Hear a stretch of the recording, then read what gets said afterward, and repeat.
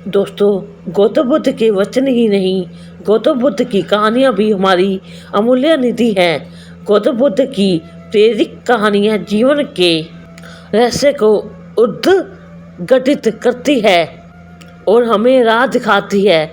इसलिए लोग आज भी महात्मा बुद्ध की कहानी को सुनना पसंद करते हैं। इसी क्रम में आज मैं आपके लिए गौतम बुद्ध की कहानी लेकर आई हूँ।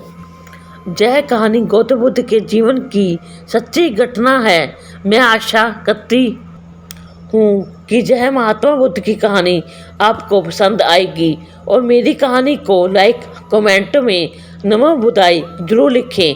इससे मुझे हौसला मिलता है और अपने दोस्तों को शेयर करें और मेरी गौतम बुद्ध और प्रेरणादायक कहानियाँ सुनने के लिए मेरे चैनल को सब्सक्राइब करें और बेल आइकन को दबाएं। गौतम बुद्ध जब भी अपना प्रवचन समाप्त करते अपने शिष्य को 3 बार समझाते और कहते कि जाओ अब अपना अपना काम करो। उनका एक प्रिय भिक्षुक था आनंद। उसे यह बात अजीब सी लगती थी कि रोज रोज उसी बात को कहने का क्या मतलब है।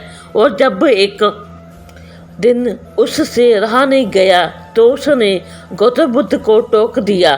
गौतम बुद्ध धीरे से मुस्कुराए और बोले, आनंद, तुम्हारा कहना अपनी जगह पर सही है कि भिक्षुक को रोज रोज क्या समझाना कि जाओ अब अपना अपना काम करो।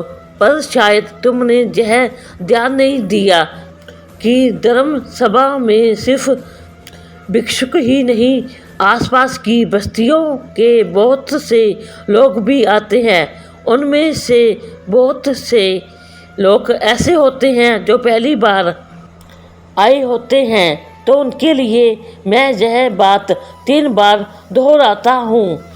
पर यह स्पष्टीकरण भी आनंद के पले नहीं पड़ा।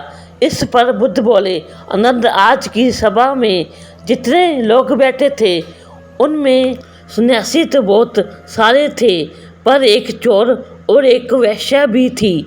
कल तुम ऐसा करना कि किसी एक सन्यासी उस चोर और वेश्या से जाकर मिलना और उनसे पूछना कि मेरी बातों का उन्होंने क्या अर्थ ग्रहण किया।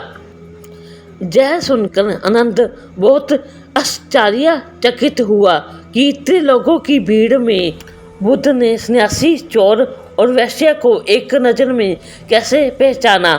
और भला मैं कैसे जानूंगा कि वह सन्यासी, चोर और वेश्या कहाँ रहते हैं। बुद्ध उसके मन की बात समझ गए।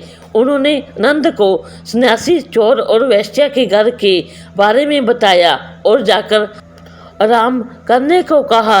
आनंद ने जैसे तैसे उत्सुकता में वह रात काटी और अगले दिन सुबह सुबह तहकीकात के लिए निकल पड़ा। सबसे पहले वह एक सन्यासी के घर पहुंचा जो बुद्ध की धर्म सभा में नियमित रूप से आता था। आनंद ने उससे पूछा, रात्रि सभा में बुद्ध ने जो आखिरी वचन कहे कि अब जाकर अपना अपना काम करो, आपने उससे क्या सीखा। इस पर वह भिक्षुक से बोला, इसमें सीखने वाली क्या बात है। सन्यासी का नित्य कर्म है शाम को ध्यान, अल्प भोजन और विश्राम। मैंने कल भी वही किया। आनंद को पता था कि सन्यासी से उसे यही उत्तर प्राप्त होगा, अतः वह मुस्कुराया और चोर के घर की ओर चल पड़ा। पूछते पूछते वह चोर के घर पहुंचा। चोर उस समय सो रहा था। उसे उसके घर वालों ने जगाया और बताया कि भिक्षुक आनंद उससे मिलने आए हैं। यह सुनकर चोर चौंक उठा और हाथ जोड़कर आनंद के सामने हाजिर हो गया। आनंद ने अपना सवाल दोहरा दिया। रात्रि सभा में बुद्ध ने जो आखिरी वचन कहे कि अब जाकर अपना अपना काम करो, आपने उससे क्या सीखा। चोर विनम्र शब्दों में बोला, भिक्षुक बुद्ध तो अंतर्यामी है, इसलिए आपसे क्या छिपाना। मैं कल रात पहली बार बुद्ध की धर्म सभा में गया था और उनके प्रवचन सुने। मेरा तो जीवन ही सफल हो गया। बुद्ध के प्रवचन सुनने के बाद मैं उनके कहे अनुसार अपने काम जाने की चोरी करने निकल पड़ा और कल इतना तकड़ा माल हाथ लगा कि अब आगे मुझे चोरी करने की जरूरत नहीं पड़ेगी। अब मैं अपना जीवन आराम से काट सकूंगा। चोर की बात सुनकर आनंद हैरान रह गया। वह वहाँ से उठा और वैश्या के घर की ओर चल पड़ा। वैश्या आनंद को देखते ही पहचान गई।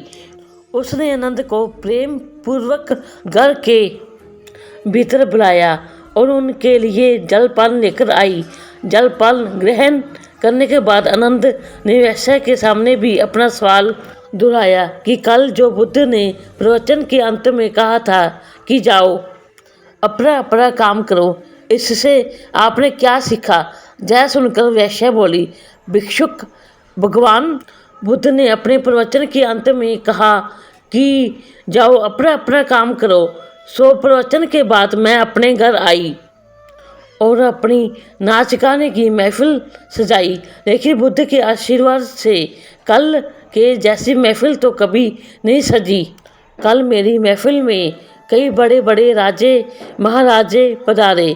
उन लोगों ने प्रसन्न होकर इतना धन धान्य मुझे दिया कि अब मुझे दान के लिए जे कर्म करने की आवश्यकता ही नहीं पड़ेगी। आनंद के आश्चर्य की सीमा न रही। वह वहाँ से वापस महात्मा बुद्ध के पास गया। उसने बुद्ध को जाकर प्रणाम किया और उन्हें सारी बात कह सुनाई। महात्मा बुद्ध बोले, आनंद, इस संसार में जितने भी व्यक्ति हैं सबके मस्तिष्क अलग अलग हैं। वे सभी लोग अपनी बुद्धि और क्षमता के अनुसार ही हर बात का मतलब निकालते हैं। इसलिए मैं अपनी इस बात को 3 बार कहता हूँ कि जाओ अब अपना अपना काम करो। इसके पीछे मेरी सोच यही है कि किसी के समझाने में कहीं कोई कमी ना रह जाए, लेकिन इसके बाद भी लोग इस बात का मतलब अपने अपने हिसाब से समझते हैं और इसका कोई उपाय भी नहीं है। इसलिए ये सृष्टि ऐसी है। हम इसे बदलने के लिए लोगों को प्रेरित तो कर सकते हैं, पर हमारी बातों का कितना असर उन पर होगा यह कोई नहीं जानता। इसलिए मैं सभी के साथ एक समान व्यवहार करता हूँ और सभी को एक समान अपना अपना कार्य करते रहने के लिए प्रेरित करता हूँ।